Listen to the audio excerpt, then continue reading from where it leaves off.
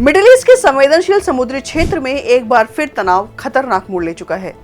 Islamic revolutionary guard corps यानी IRGC ने straight of Hormuz में कार्रवाई करते हुए 2 जहाजों को अपने कब्जे में ले लिया है और इन जहाजों में से एक भारत के मुंद्रा पोर्ट की ओर बढ़ रहा था, जिससे यह घटना सीधे भारत के आर्थिक हितों से जुड़ जाती है।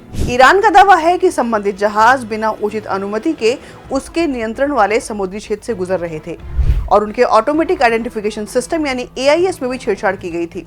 रिपोर्ट्स के अनुसार पहले चेतावनी दी गई, लेकिन निर्देशों का पालन न होने पर आईआरजीसी ने बल प्रयोग करते हुए जहाज को रोककर ईरानी तट की ओर मोड़ दिया।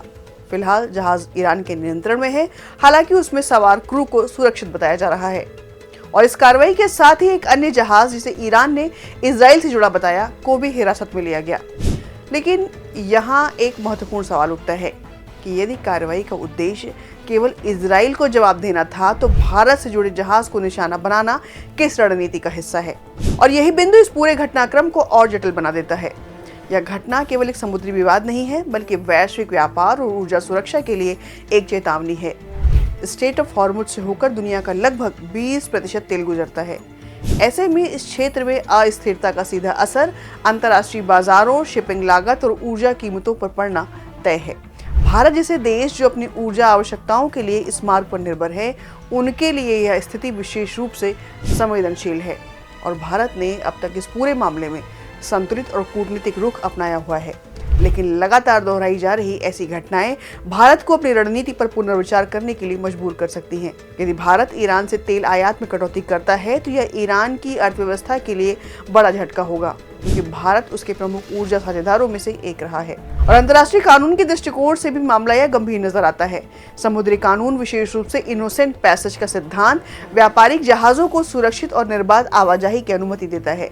ऐसे में किसी व्यापारिक जहाज पर बल प्रयोग केवल कानूनी विवाद नहीं, बल्कि व्यापक टकराव की संभावना को जन्म देता है और इस पूरे घटनाक्रम का एक अन्य आयाम पाकिस्तान से भी जुड़ता है। हाल ही में इस्लामाबाद में अमेरिका और ईरान के बीच एक अस्थायी समझौता कराने की कोशिश की गई थी, ये हम सब ने देखा, जो अंततः विफल रही और इस असफलता ने न केवल क्षेत्रीय कूटनीति को कमजोर किया, बल्कि पाकिस्तान की रणनीतिक स्थिति को भी प्रभावित किया है। आपको बताते चले कि पाकिस्तान पहले से ही कई आंतरिक और बाहरी चुनौतियों का सामना कर रहा है।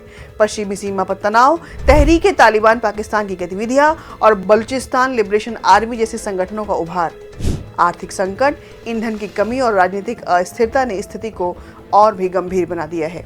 विशेषज्ञों का मानना है कि यदि यह दबाव लगातार बना रहा, तो पाकिस्तान में आंतरिक अस्थिरता और गहरा सकती है। हालांकि विभाजन जैसी स्थिति पर पहुंचना अभी दूर की कौड़ी है, लेकिन मौजूदा हालात दीर्घकालिक अस्थिरता की ओर जरूर संकेत करते हैं।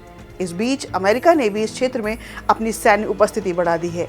यूएसएस अब्राहम लिंकन और यूएसएस जॉर्ज एस.डब्ल्यू. बुश जैसे एयरक्राफ्ट कैरियर तैनात किए गए हैं, जो यह संकेत देते हैं कि स्थिति को केवल कूटनीतिक स्तर पर नहीं देखा जा रहा।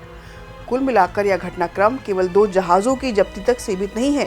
यह एक ऐसे व्यापक संघर्ष का संकेत हो सकता है जिसमें समुद्री मार्ग, ऊर्जा आपूर्ति और वैश्विक शक्ति संतुलन तीनों दांव पर लगे हैं। भारत के लिए एक बड़ा प्रश्न यह है कि क्या वह अपने संतुलित कूटनीतिक रुख को बनाए रख पाएगा या बदलते हालात उसे नई रणनीति अपनाने पर मजबूर करेंगे।